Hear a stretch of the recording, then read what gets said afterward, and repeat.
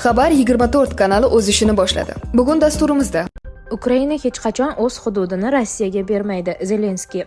O'zbekistonda ko'cha zo'ravonlardan tozalanmoqda. AQShning bir qismi qishki bo'rondan falaj bo'ldi. Makron va Ryuttening Trampga ishonchi qolmadi.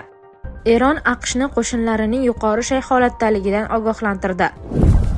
Sog'lig'ingizni bugunoq nazoratga oling. Qon bosimingizni uyingizdan chiqmasdan aniq va oson o'lchang. Avtomatik davleni o'lchaydigan bilakka taqiladi. Tugmani bosasiz, natijasi tayyor. Siz tonometr yordamida yurak urishini ham o'lchashingiz mumkin. Tonometr rus tilida ham ovozli aytib beradi. Bu keksalar va ko'zida muammosi borlar uchun juda qulay. Tonometr ixcham, oson ishlatiladi, aniq natija beradi. Uy sharoitida shifokor nazorati kabi qulaylikni yaratadi. To'lovni mahsulotni qo'lga olgandan so'ng qilasiz. O'zbekiston bo'ylab yetkazib berish xizmati mavjud.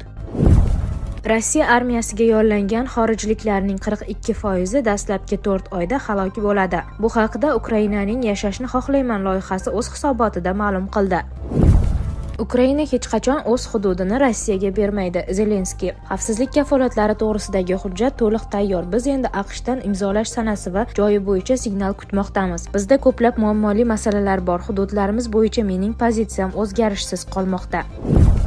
Eron AQShni qo'shinlarining yuqori shay holatdaligidan ogohlantirdi. Muhammad Pakpur AQSh harbiy kemalari Yaqin Sharq mintaqasi tomon yo'l olayotgan bir paytda Eron har qanday tahdidga qarshi turishini bildirdi. Payshanba kuni Donald Tramp AQSh ehtiyot chorasi sifatida harbiy kemalarini Eron tomon yo'naltirayotganini aytgandi. Bu yo'nalishda ulkan flot harakatlanmoqda. Ehtimol biz uni ishlatishga majbur bo'lmasmiz, degan edi Tramp. Reuters'ning yozishicha, yuqori lavozimli eronlik mansabdor Tehron har qanday hujumni keng ko'lamli urush sifatida baholashini ma'lum qilgan. Bu harbiy qudratni oshirish. Umid qilamizki, u haqiqiy to'qnashuvga qaratilmagan, biroq bizning harbiylar eng yomon ssenariyga ham tayyor. Shu sababli Eronda ham yuqori shay holatda, deya eronlik rasmiyning so'zlaridan iqtibos keltiradi.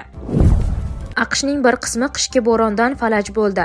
AQShning katta qismi 100 yil ichida eng kuchli qish bo'ronidan aziyat chekmoqda. Bo'ron, qor va muzli yomg'ir tufayli 13 mingdan ortiq reyslar bekor qilingan. Reuters va Associated Press xabariga ko'ra, og'ir ob-havo kamida bir necha kun davom etadi. Shuning uchun do'konlardagi rastalar bo'shab qolgan. 24-yanvar kuni kechki paytga kelib 139 mingdan ortiq abonentlar elektr ta'minotisiz qolgan va ularning soni o'sishda davom etmoqda. Texas va Luiziana eng ko'p zarar ko'rdi. Nyu-York shahrida sovuqdan vafot etgan 3 kishining jasadi topilgan. Donald Tramp Janubiy Karolinadan G'arbiy Virjiniyagacha bo'lgan 12 shtatda favqulodda holat e'lon qildi va fuqarolarni xavfsiz joyda bo'lishga chaqirdi.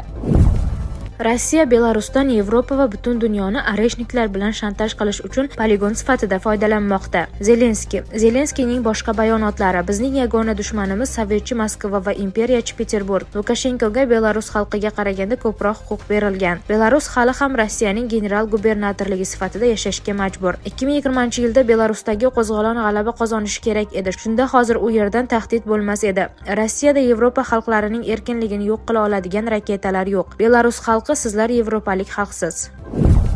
Ko'cha zo'ravonlardan tozalanmoqda. O'zbekistonda jamoat xavfsizligini ta'minlash maqsadida Davlat xavfsizlik xizmati va Ichki ishlar vazirligi hamkorligida qator hududlarda tezkor qidiruv tadbirlari o'tkazildi. Andijon shahri va Oltinko'l tumanida 1995, 98 va 2002 yillarda tug'ilgan shaxslar o'zlarini huquqni muhofaza qiluvchi organ xodimlari sifatida tanishtirib, 2004-yilda tug'ilgan fuqaroni avtomashinaga majburlab o'tkazgan. Ular tovlamachilik yo'li bilan jabrlanuvchining 100 ming AQSh dollari miqdoridagi kriptovalyutasini o'zlashtirib, unga 160 ming qalbak AQSh dollari bergan. Surxondaryo viloyatida Denov shahrida yashovchi muqaddam sudlangan shaxs Tojikiston fuqarosini noqonuniy ushlab turib, qarz masalasi bahonasida unga og'ir tan jarohati yetkazgan. Unga nisbatan qamoq ehtiyot chorasi qo'llanildi. Xorazm viloyatida Urganch, Xiva va Bog'ot tumanida ko'cha yechimi bilan shug'ullangan shaxslar ushlanib, ularga nisbatan jinoyat ishlari qo'zg'atildi. Shuningdek, Yangiariq tumanida qimor o'yinlari tashkil etilgan xonadondan 32 million so'm pul musodara qilindi. Andijon viloyati Jalaquduq tumanida esa 20 kilogramm 400 gramm marixuana saqlagan shaxs fosh etildi. Barcha gumonlanuvchilar qo'lga olinib, jinoyat ishi qo'zg'atildi. Davlat xavfsizlik xizmati xabarida huquq-tartibot idoralari jinoyatchilikka qarshi kurashni qat'iy va izchil davom ettirishi aytilgan.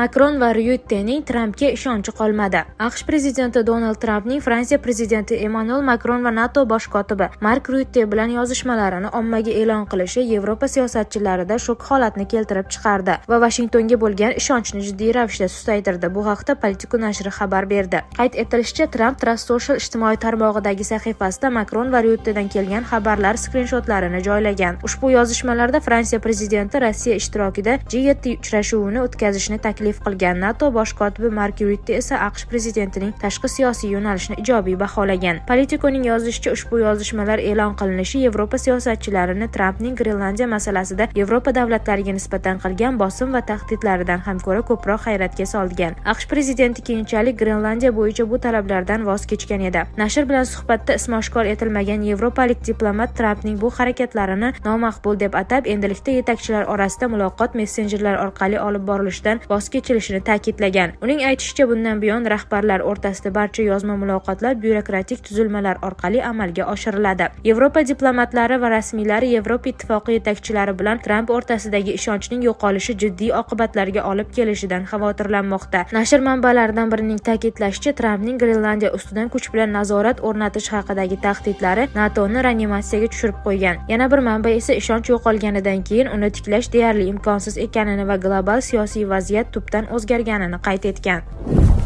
Na Rossiya, na AQSh Yevropa bilan hech narsani muhokama qilmaydi. Peskov. Kreml matbuot kotibi Rossiya bir telekanali jurnalisti Zarubinga intervyu berdi. Yevropa siyosatchilarining degeneratsiyasi kuzatilmoqda. Ular noprofessionallardir. Rossiya harbiylari Grenlandiyada Oltin gumbaz raketaga qarshi mudofaa tizimini o'rnatish haqida rejalarini diqqat bilan tahlil qiladi. Yevropa energetikada Rossiyaga xayoliy qaramlikdan qutulib, AQShga qaram bo'lib qoldi. Tramp bilan nizo tufayli Kanadani katta muammolar kutmoqda. Biz Zelenskiy va Putinning uchrashuviga juda yaqinmiz. AQSh, Rossiya va Ukraina o'rtasida Abu Dabida bo'lib o'tgan 3 tomonlama muzokaralar samarali bo'ldi va ularda muayyan ilgarilashga erishildi. Axios portali bu haqda nomlari oshkor etilmagan amerikalik mansabdorlarga tayanib xabar bermoqda. Nashrning yozishicha, Kushner, Uitkov va Amerika delegatsiyasining boshqa a'zolari Rossiya-Ukraina ishchi guruhi yig'ilishlari o'tayotgan xonalar o'rtasida qatnab yurgan. Barcha masalalar muhokama qilindi. Hech qaysi tomon biror jihatni muhokamadan chetlab o'tmadi. Birorta savol e'tiborsiz qolmadi va biz hech kimni majburlashga to'g'ri kelmadi. Hamma bir-biriga hurmat bilan munosabatda bo'ldi, chunki delegatsiyalar tinchlikka erishish uchun yechim izlashdi, deya amerikalik mansabdorlardan iqtibos keltiradi Axios nashri. Amerikalik rasmiylar 2 kunlik muzokaralar davomida barcha masalalar, xususan Rossiyaning Donbass bo'yicha hududiy da'volari, Zaporojye atom elektr stansiyasi atrofidagi bahs hamda urush yakunlangani va qayta boshlanmasligini ko'rsatish maqsadida har ikki tomondan keskinlikni pasaytirish uchun zarur qadamlarning tashlanishi muhokama qilinganini ma'lum qildi. Muzokaralarning 2-kuni yakunida